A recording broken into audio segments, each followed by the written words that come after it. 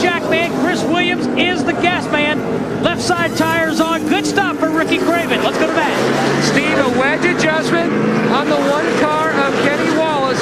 Remember we told you earlier that he was fighting a tight condition as Kelly Kellis gets a look on the left front. To Steve. Daytona 500 champion Ward Burton in match. Right side tires are on. Now they go to the left side. Haven't seen any chassis adjustment to that number 22 Dodge. 4 tires on and Ward back on the racetrack. The last lap by, Ward Burton in turn 2 almost went to Hamlin. Oh no, he came to the pits that time. He's going to wear, I believe he'll wear the right side sidewalls out on his tires before he wears the tread off of them. Here's Bobby Labonte getting 4 tires and fuel. You know, last year here, Craven had a great car, and he never, his pit crew was not up to speed last year. And I'll tell you, that wasn't all that an impressive stop. I didn't think 17 seconds, Larry. Sterling Marlin in the 40 car, he gets his 4 tires, as well as Ricky Rudd, the 28 car, he came to pit road. And Marlin has now led the race. And that's 5 points. 1 lap is 5 points. Ricky Rudd's crew. And you have to be aware of that. You got to think about that. How can I get that bonus? How can I get that 5 points? That's easy to do a lot of times. But it's so tough here under green to stay out there saying, have I led yet? Have I led a lap yet? And there's the man right now that's on top, Jeff Green in that 30 car. But remember, he was one of the first cars to come to pit road of the lead group. He got advantage of those fresh tires 4 or 5 laps before Ricky Craven and Ward Burton. Well, and I tell you, it showed they had a great stop. And it shows up on the racetrack. Once it all cycles out, you can see who had the best in and out and who had the best pit stop. 29 cars on the lead lap, only 1 caution flag so far, and Jeff Green has assumed the lead in the Subway 400 on Fox.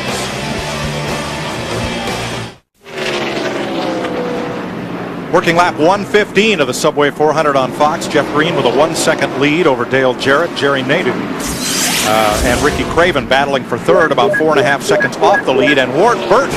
Woo, Ward has walloped the wall. Tell you, pancaked it. I think that's one of your favorite words. Yes, it is. Pancaked that bad boy. Ouch. Hate to see it, but yeah. Right out of racetrack. That's a pretty good. Well, he's been riding right. I mean, he's been rim riding, and I just thought it was because his tires had gone away, but I think he carried it in there. How about it, Burns? What are they saying? ADW down in their pits and asked the crew, and they said that they didn't make any adjustments on that last pit stop. But when Ward got back on the racetrack, he commented that he felt like the tire pressure was too low. That might have been the problem. It could have been. And boy, I tell you what, when you first get out there on those tires and they've adjusted air down real low, compensate for this hot track, car doesn't drive the same for a while. And his car had that low air pressure look. It looked like he had the wheels turned, but it just was not turning. Right. It just kind of wobbled on in there and hit the wall. That's what, when you got the air down to about 12, 14, 15 pounds, what they can get away with here on the left sides and probably 25, 26 on the rights, it's like driving with flat tires till that air builds up. Jeff Green just hung it out. You could read the whole right side of his car as he worked around Ricky Rudd. What Ricky Rudd's trying to do right here, he's trying to get back on that lead lap. He's a lap down in that little bit right there. And I tell you, Jeff Green is going to drive, he's going to be somebody to contend with all year long because he wants to prove he belongs in Winston Cup. You know, he got here once, had to go back and regroup, do the Busch deal, win the championship. He's back again, and this is his best opportunity to capitalize.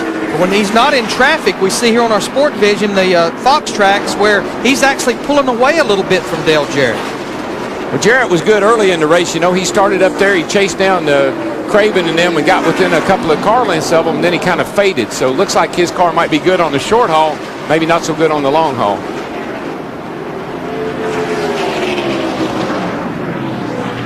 You know, I heard after a lot of those pit stops, the adjustments that the teams were having to make is the drivers were complaining about the car being too tight. And that's such a characteristic of Rockingham. As more and more rubber gets laid on this racetrack, the cars turn less and less and less. 4 seconds behind you. But you take drivers, being smooth, you're doing a good job. You take drivers like Dale Jarrett, Sterling Marlin, Ricky Rudd, Bobby Labonte. Those are guys that you would anticipate and expect, and Jeff Gordon included, to run well here because they're smooth drivers. They ease the car into the turn. You never see their cars out of shape, and they squeeze that gas pedal down just like it's got a big old egg under it.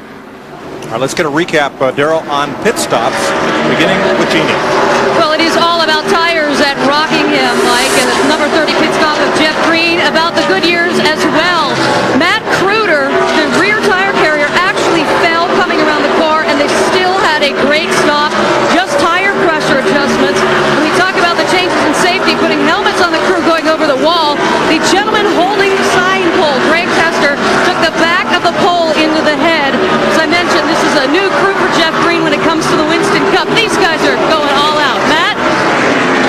Bobby Labonte has fallen to the 27th position. Earlier in the race, Labonte reported in that the 18 car was extremely tight. But Jimmy Makar's crew chief told him, don't worry about it. Think back to the last 2 spring races here. That's exactly how we started the race. And just be patient. We worked on it, and we got the car better. They finished second and first. Labonte now says, after some adjustments, the car is snappy loose. They made a track bar adjustment on the last stop, guys. Bobby Labonte's only running about a second ahead of the race leader. Race leaders. We have a battle for the lead up there with Jeff Green and Dale Jarrett, that 88 car. Still outside. All clear.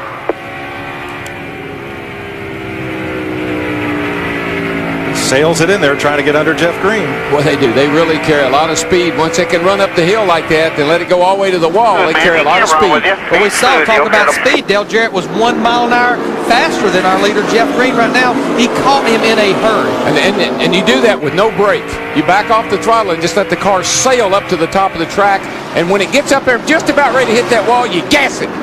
And that's what keeps it off the wall. But look, these guys are running 2 distinct different grooves. Jeff Green up against the wall. Dale Jarrett about the middle of the racetrack right there. Looks like Jeff Green, he's going to be caught behind the lap traffic of his teammate Kevin Harvick, the 29 car. Goes around him on the high side. Old cagey veteran like Dale Jarrett, if you're going to run high, I'll take the low side. If you want to run low, I'll take the high side.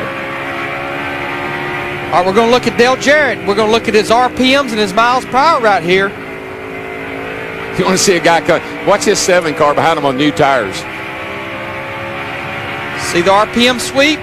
Just about 6,800 low RPMs all the way up there. A little fresher tires, a little over 9,000 RPMs. Back down to 6,300. And again, that's down in turn 1 and 2. We talked about it earlier. Off the throttle longer. Smooth. Not as many RPMs on the backstretch, Darrell, because as we say, it's shorter distance. Little Casey at that 7 car, he's got a little bit better tires, and he's looking for a way by those boys.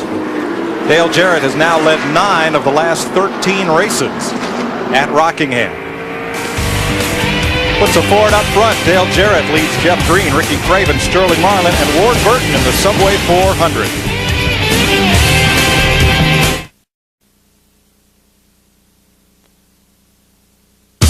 The Subway 400 on Fox is brought to you by Singular, the wireless company that supports self-expression nationwide.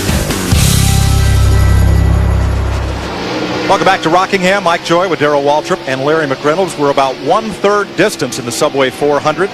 Dale Jarrett, Jeff Green, Ricky Craven.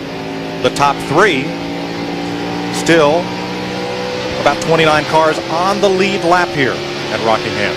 But they're picking off some of those cars. Just some of them are just hanging on to the lead lap right now. Bobby Labonte, one of them. Look from our core cam at the D-shaped front straightaway and that entry into turn 1 as Dale Jarrett tries to put Labonte a lap down. I believe that's your man, I think he might be right. Every time I pick him, it doesn't seem like he runs very good. I gotta quit picking on that poor guy. It's only You're the 1/3 best car on the distance. racetrack. Just run your race. It's early yet. You heard the voice right there. That's not Todd Parrott. Remember, Dale Jarrett, Jimmy Elledge, now his crew chief. Todd Parrott moving to general manager, telling Dale Jarrett, be smooth, be smooth. 2 key words here. And, oh, look out here. Everybody go for the hole. That won't work. 4 wide will not work at Rockingham. We have a lot of grooves, but not 4 wide. That's when you hear 3 wide, 4 wide, caution. You okay?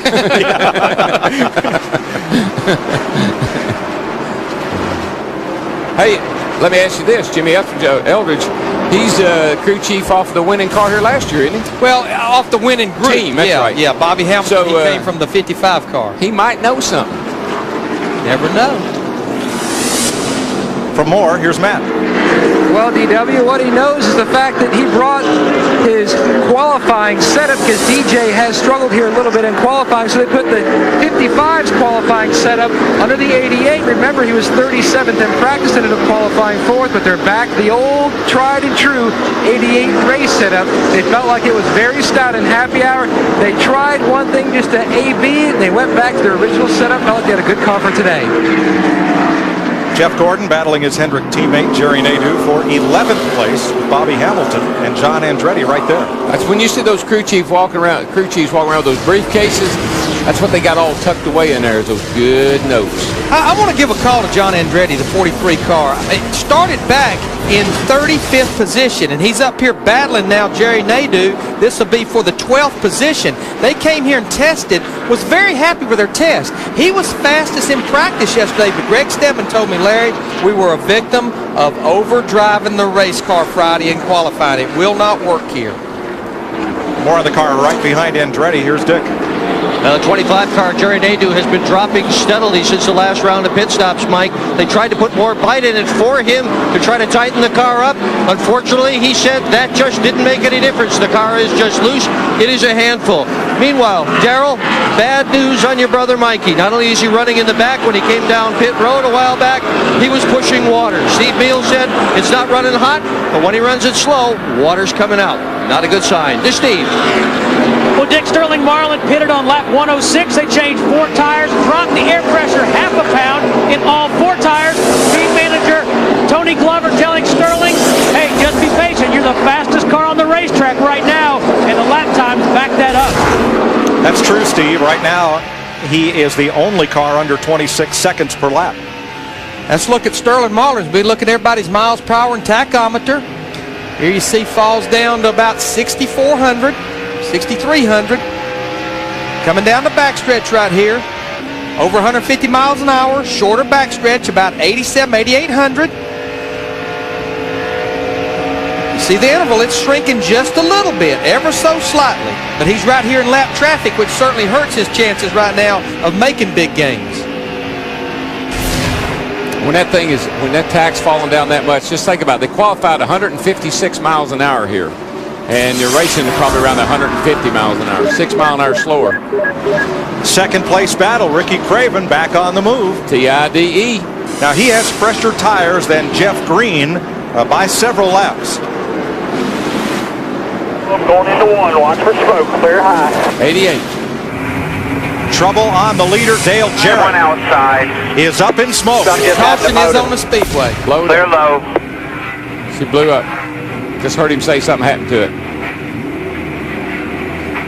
There you see, no RPMs, no miles per hour. I believe his day is over. Yep. Some of the big teams' biggest fears is just struck. Got oil pressure and everything, but it's vibrating.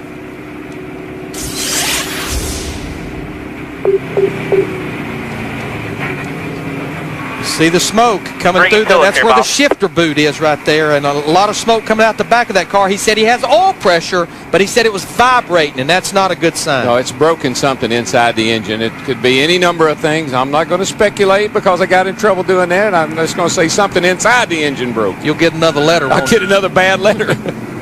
Remember, this is the first weekend of the one-engine rule in Winston Cup, which means the engine a team starts practice with, they have to use in qualifying, final practice, and the race. One of the things that I can hear these engines, I hear these cars go by. These guys haven't lightened up on these engines at all. They're turning them 9 grand, which is a lot of RPM. Dale Jarrett right at the start-finish line. Smoke starting to come out the back of it.